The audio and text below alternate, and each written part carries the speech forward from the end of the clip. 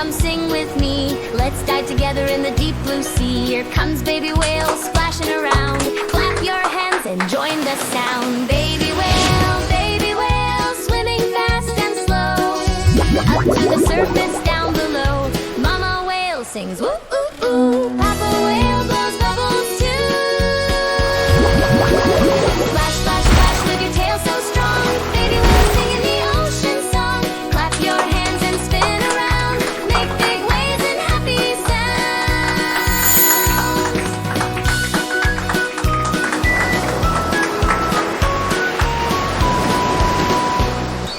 Baby whale dives deep. What does he see? Colorful fish and coral reef tree. Jellyfish glowing, dolphins play. Baby whale smiles and swims away.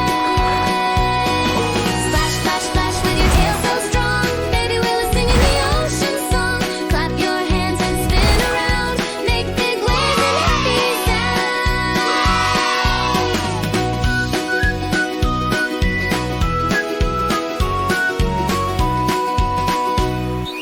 Baby whale says bye, see you soon. He'll be back to sing another tune.